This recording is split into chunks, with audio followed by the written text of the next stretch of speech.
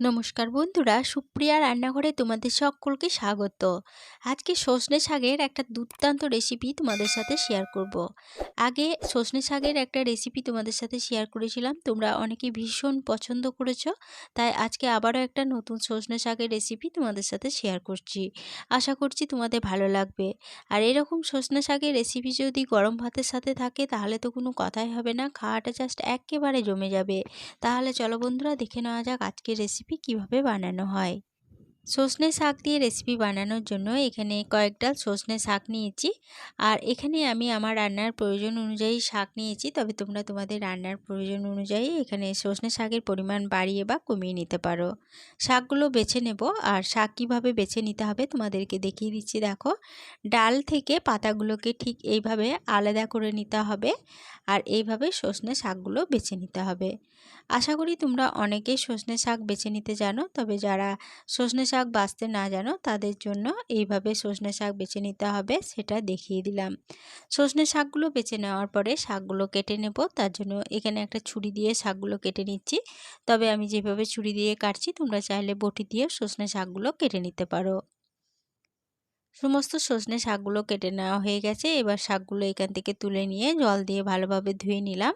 আর শাকগুলো দেখো, একদম ছোট করে কাটার দরকার নেই, ঠিক এইভাবে শাকগুলো কেটে নিতে হবে। শাকগুলো একটা সাইডে সরিয়ে রেখে দিলাম। এরপরে গ্যাসের ওভেনে একটা কড়াই বসিয়ে গ্যাসটা অন করে কড়াইয়ের মধ্যে দিয়ে দিলাম 1 কাপ পরিমাণ জল।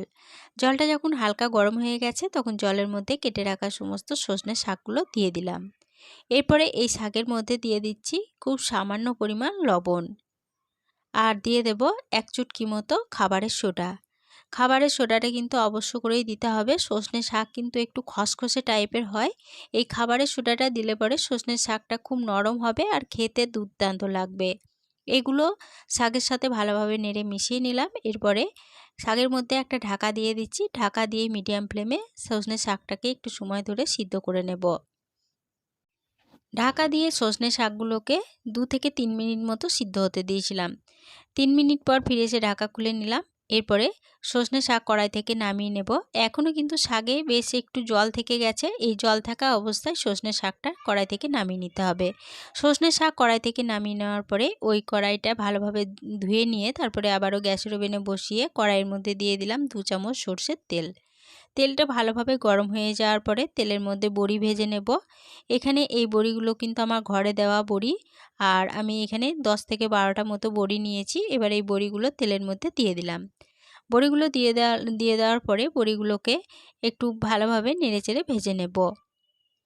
মিডিয়াম ফ্লেমে বড়িগুলোকে বেশ কিছুক্ষণ সময় ধরে নেড়েচেড়ে ভেজে নিলাম। বড়িগুলো দেখো বেশ লালচে করে ভাজা হয়ে গেছে। এবার বড়িগুলো তেল থেকে তুলে নিলাম।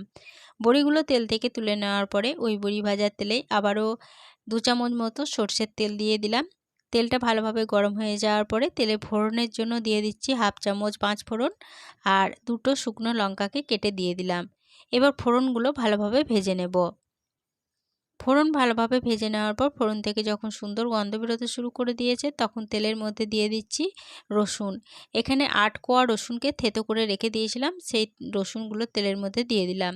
এবার রসুনগুলোকে লো ফ্লেমে একটু সময় ধরে নেড়ে ভেজে নিচ্ছি। লো ফ্লেমে রসুনটাকে 30 সেকেন্ড মতো নেড়েচেড়ে ভেজে নিলাম। এর বেশি আর কিন্তু ভাজবো না। এবার এই তেলের মধ্যে দিয়ে দেব আলু। এখানে আমি 2টো মিডিয়াম সাইজের আলুকে এইভাবে ছোট্ট ছোট্ট করে কুচি করে রেখেছিলাম। তারপরে জল দিয়ে ভালোভাবে ধুয়ে রেখেছিলাম। এবার আলুগুলো তেলের মধ্যে দিয়ে দিলাম। আলু দিয়ে দেওয়ার পরে দিয়ে দিচ্ছি স্বাদ মতো লবণ। দিয়ে দেব খুব সামান্য পরিমাণ হলুদ গুঁড়ো। আর দিয়ে দেব ঝালের জন্য খুব সামান্য পরিমাণ ঝাল লঙ্কার গুঁড়ো। এখানে ঝাল তোমরা যেরকম খেতে চাও সেরকম অনুযায়ী ঝাল লঙ্কার গুঁড়োর পরিমাণটা বাড়িয়ে বা কমিয়ে নিতে পারো। সমস্ত উপকরণ আলুর সাথে খুব ভালোভাবে নেড়েচেড়ে মিশিয়ে নিয়ে আলুগুলোকে একটু নেড়েচেড়ে নেওয়ার পরে আলুর মধ্যে একটা ঢাকা দিয়ে দিলাম। ঢাকা দিয়ে মিডিয়াম ফ্লেমে আলুগুলোকে একটু সময় ধরে ভাজা হতে দেব। ঢাকা দিয়ে মিডিয়াম ফ্লেমে আলুগুলোকে 4 মিনিট ভাজা হতে দিয়েছিলাম। 4 মিনিট পর ফিরে এসে ঢাকা খুলে নিলাম। আর এই 4 মিনিট ঢাকা দিয়ে ভাজা হওয়ার ফাঁকে দুবার ঢাকা খুলে আলুগুলো নেড়েচেড়ে দিয়েছিলাম।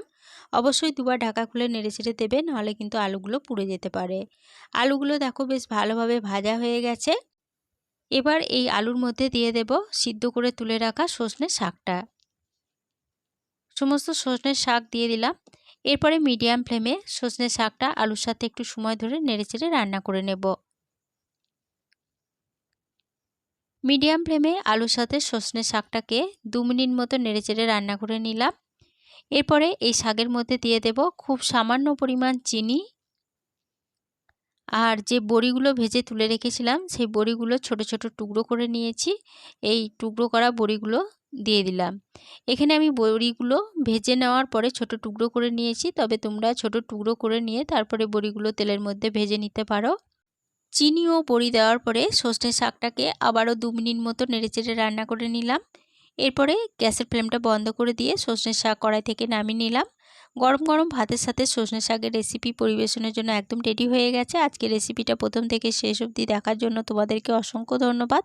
রেসিপিটা ভালো লেগে থাকলে প্লিজ লাইক কমেন্ট ও সকলের সাথে শেয়ার করে দিতে ভুলো না। নতুন বন্ধু হয়ে থাকলে চ্যানেলটা সাবস্ক্রাইব করে পাশে থেকো। আজকের রেসিপিটা এই পর্যন্তই ছিল। ফিরে আসবো আবার নতুন কোনো রেসিপি নিয়ে।